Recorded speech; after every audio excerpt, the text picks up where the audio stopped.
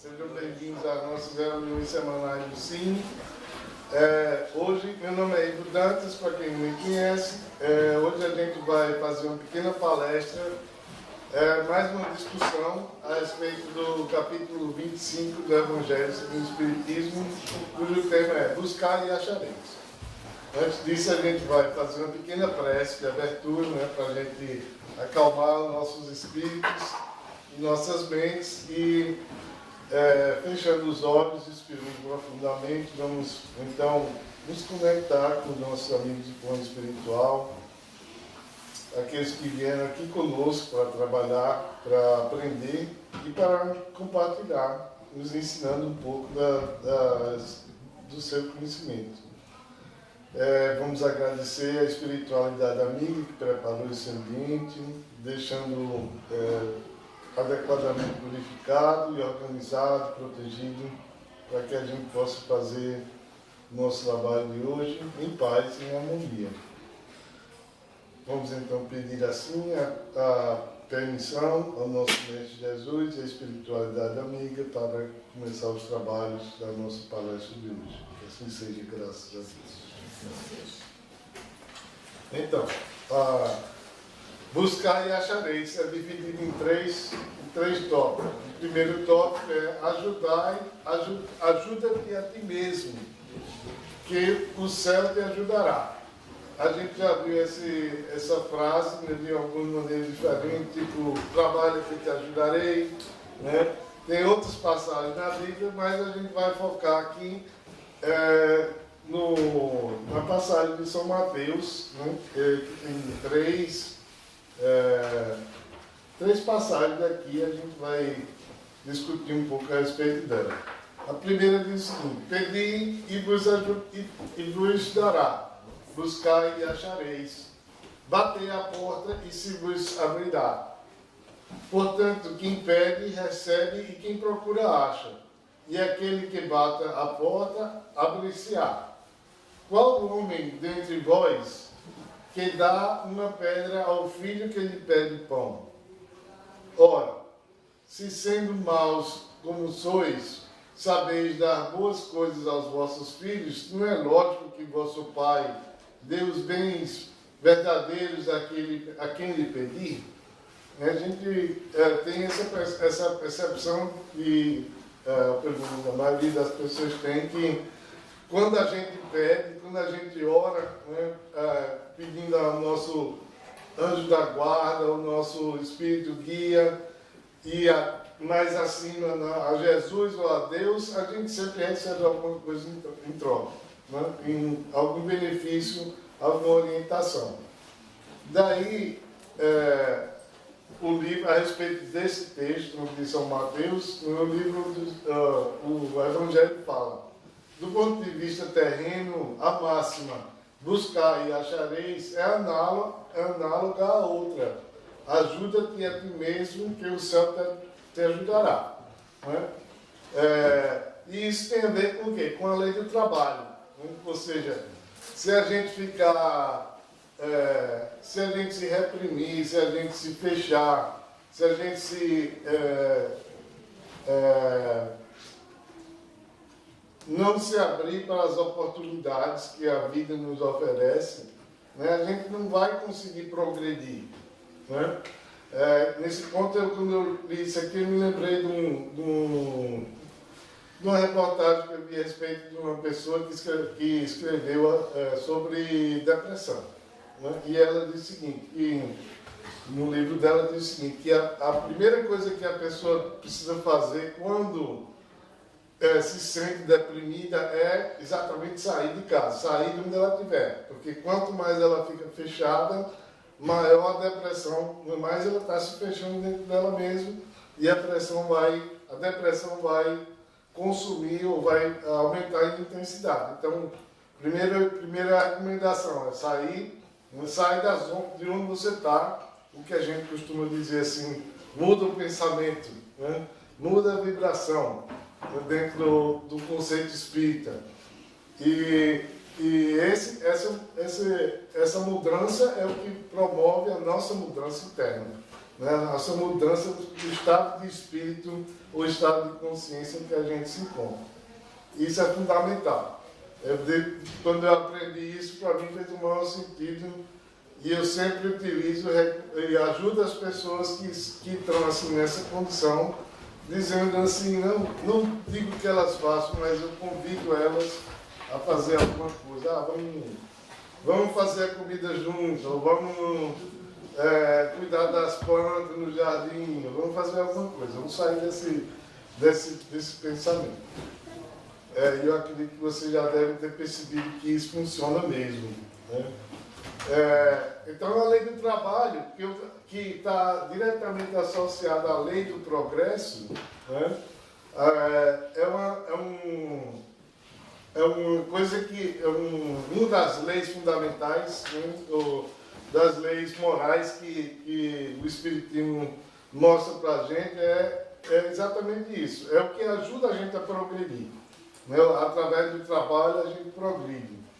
E mais adiante é que ele fala que se a humanidade não tivesse percebido isso, né, a necessidade e a importância do trabalho, a gente ainda estaria lá nos primórdios, né? A gente não teria evoluído e chegado aonde nós chegamos hoje, de todo, nos aspectos mais amplos possíveis, né? Desde dos valores morais, a ciência, né? A preocupação que a gente tem com o próximo, tudo isso é função da lei do trabalho. Alguém, em algum momento, se dedicou a sair daquela condição onde ela estava, através das intuições que foram recebidas e que ajudaram a gente a pensar assim, por que isso está acontecendo? Né? Faz uma observação da natureza e tenta descobrir por que aquela manifestação da natureza está se dando daquela forma. Então, tudo isso é função da lei do trabalho, né? E mais adiante ele diz aqui assim, né? Se nos isentamos do trabalho do corpo, nossos membros se atrofiam, né? Isso é evidente, né? Da mesma forma que se nos isentamos do trabalho da mente, nossa consciência também vai se atrofiar, né? E aí a gente vai simplesmente estagnar, né? E nesse ponto tem alguns ditados que o pessoal diz assim, você tem que ver que você não veio aqui a passeio, não é nessa existência, tem alguma coisa para você fazer, né? Tem uma missão para você, é só você procurar, né? Abre os olhos que a missão vai aparecer, né? Alguém vai intuir nesse sentido, né? E aí vem uma das máximas que está incluída no primeiro texto, que é procura e acharás, né? E aí, complementando, ele diz trabalha e produzirás. Então ele juntou esses dois conceitos do trabalho, o conceito da mudança que acontecer na humanidade, que vem acontecendo, graças aos nossos espíritos guia, né? E a Jesus, que é o mentor principal do nosso mundo, a gente tem progredido. A gente não chegou lá ainda, né? Tem aquelas questões aí do planeta de provas e expiações, né?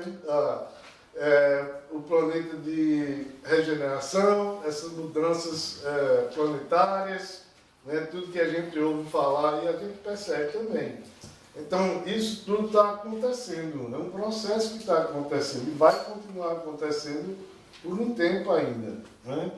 Agora, é importante que a gente foque no que precisa ser feito individualmente, porque a mudança que vai existir em cada um de nós é que vai fazer com que o mundo, né, ou o planeta, cumpra a sua transição, né? Se a gente não se dedicar a esse trabalho, né, a gente vai se estagnar, né? A gente vai ficar parado ali, de certa forma, no tempo. Então, a gente acabou a primeira parte. A segunda parte fala sobre observar os pássaros do céu. Aí, isso que tem isso a ver com buscar e achareis. A passagem de Mateus novamente diz: não acumuleis tesouros da terra, acumulei tesouros no céu, porque onde está o vosso tesouro, aí está também o vosso coração. Não vos inquieteis, pois, dizendo: que comeremos, ou que beberemos, ou de que nos vestiremos? Vosso Pai que tendes necessidade, vosso Pai sabe que tendes necessidade. Buscai primeiramente o reino de Deus e sua justiça, que todas as outras coisas, as suas outras necessidades serão lhe dadas em acréscimo. Não vos ponhais inquietos pelo dia de amanhã, porque amanhã cuidará de si mesmo. De outra forma, se diz, o futuro a Deus pertence. Ou ainda, vem o conceito de que viver é concentrar toda a sua energia, toda a sua vontade e todo o seu conhecimento no momento atual. Então, quem pensa no passado ou no futuro simplesmente não está vivendo. Está existindo, mas não está vivendo. Viver em toda a sua potencialidade.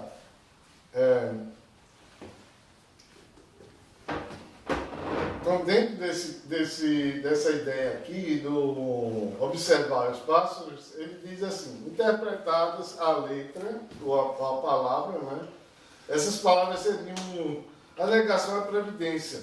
Né? Quando ele diz assim: não se preocupe com o amanhã, porque Deus proverá. Né? Parece até assim: então eu vou ficar parado aqui, esperando que a coisa vai acontecer, né? Eu estou com fome, a comida vai aparecer, né? E a gente sabe que as coisas não acontecem desse jeito. Como a gente viu no parágrafo anterior, né? A gente tem que trabalhar para conseguir alguma coisa, né? A gente tem que fazer acontecer.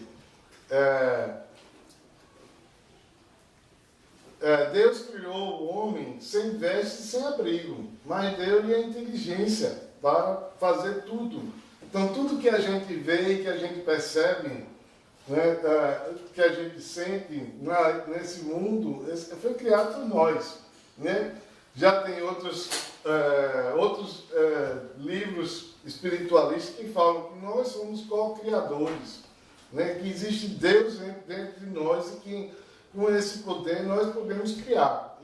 E efetivamente, tudo que existe, né, nesse mundo é criado por nós, porque é o que a gente precisa, nós seres humanos, né, para nos desenvolver. Então, esse mundo que a gente vê é a criação que nós mesmos fizemos. Né?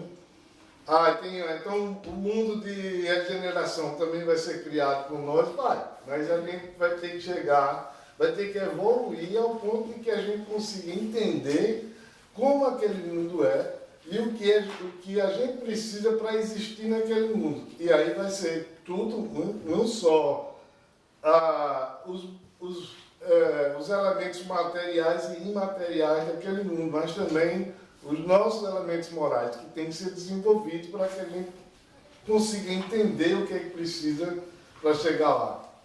A gente não precisa falar aqui agora, até porque tem muita coisa. Né? Mas,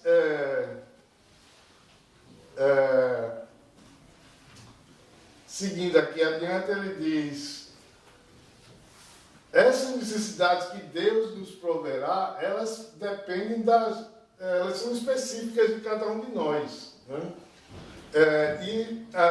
Ele vai proporcionar a gente o que é necessário, né? Dentro daquilo que a gente precisa. É por isso que é específico, porque cada um de nós tem necessidade diferente. Eu não vou falar de merecimento, porque é uma coisa que existe. Muita gente fala assim: não, você vai receber o que você merece. Né? Não está bem dentro do contexto desse texto de hoje, né? Que fala exatamente do que você vai conseguir em função do seu trabalho. Né? Para mim faz mais sentido. Né? A gente pode debater isso aí. Né? Daqui a pouco, quem quiser colocar uma ideia a respeito disso, eu só queria dar uma adiantada aqui para a gente seguir dentro dos tópicos desse capítulo. Né? E aí ele fala aqui também assim, né, que quando a gente desvia o nosso pensamento do que a gente realmente necessita para o que a gente quer, aí a gente acaba se tornando escravo de nós mesmos. Né? Porque o que a gente quer não é necessariamente o que a gente precisa. Né? E isso varia muito de acordo com a condição e o momento da vida da gente. Mas é importante que a gente tenha consciência disso, né? De que o que a gente precisa não é o que a gente quer. Né? Não vou falar sobre isso agora, mas assim, eu exercito muito esse processo, principalmente quando eu preciso comprar alguma coisa. Quando me vem a ideia, vou comprar, estou precisando disso aqui. Será que eu preciso realmente? Será que eu preciso daquele ali que é mais caro?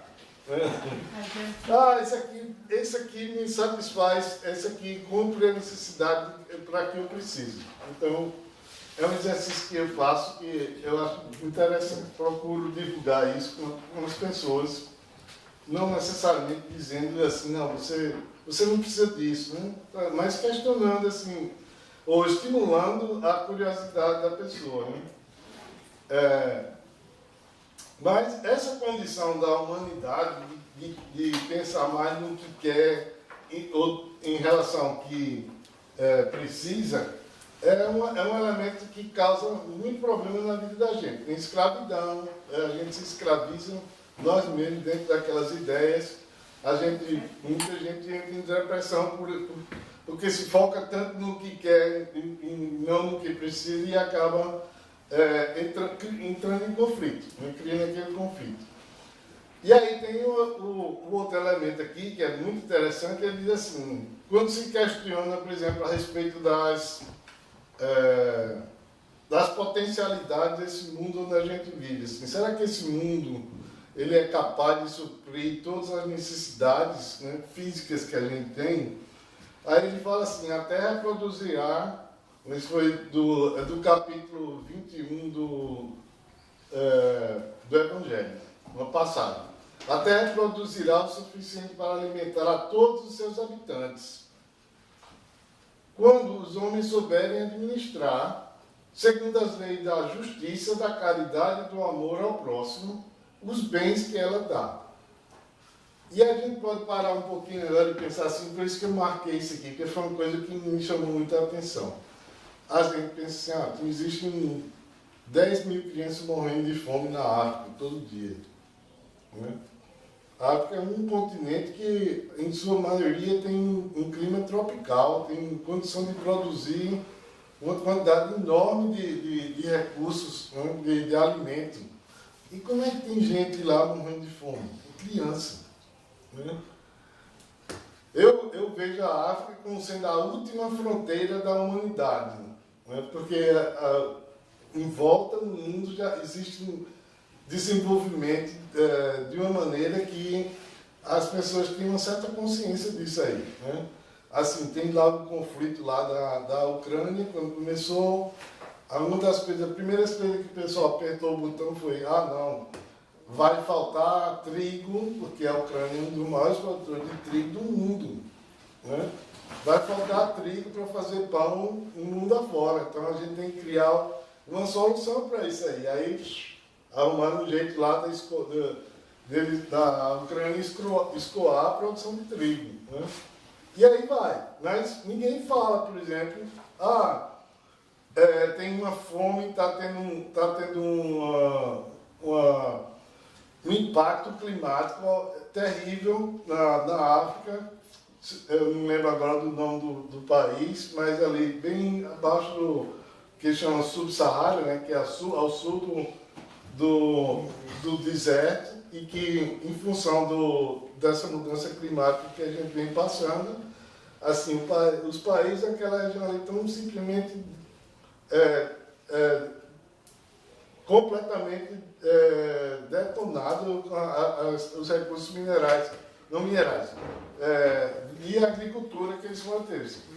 Porque ou não tem água, ou tem água demais. Então virou um caos. Não sei se vocês já ouviram falar disso aí, mas a coisa está ficando assim, séria ao ponto de que esses países eles estão processando outros países que são os maiores geradores do impacto climático, da mudança climática, no sentido de que eles têm que dar alguma compensação para eles, né? Para esses países. Mas é isso aqui que o texto fala, né? Quando os bens que a terra dá possam ser administrados com amor, caridade, amor, justiça e caridade ao próximo. A gente vê inúmeros exemplos desse tipo aí, né? Pessoas que fazem caridade, que levam sopa, né, para as pessoas de rua que estão passando fome. Né? Isso é um exemplo de que, se a gente utilizar essas 3 leis, a gente consegue resolver ou minimizar o impacto desse sofrimento, né, que é a fome. Então, a terceira parte agora, e a última, né? Não vos afadigais pelo peso, pela posse de ouro. Né? Essa palavra afadigais aqui, eu pensei assim, isso tem a ver com fadiga, com cansaço, não, mas não tem nada a ver. Você se impressionar. Né? E aí ele fala assim, no texto de Mateus, ele diz: não vos afadigais por possuir ouro, ou prata, ou qualquer outra moeda em vosso bolso. Não prepareis saco para a viagem, nem 2 fatos, nem calçados, nem cajados, porque aquele que trabalha merece sustentado.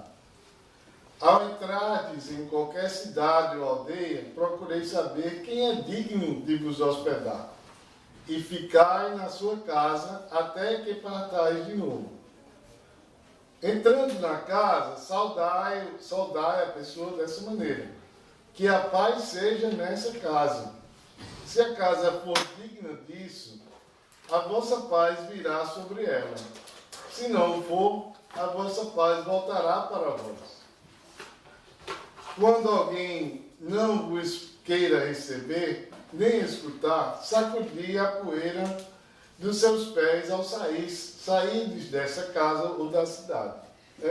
Eu li um pouquinho mais a respeito do capítulo, que isso é o capítulo 10, versículo de 9 a 15 do livro de Mateus.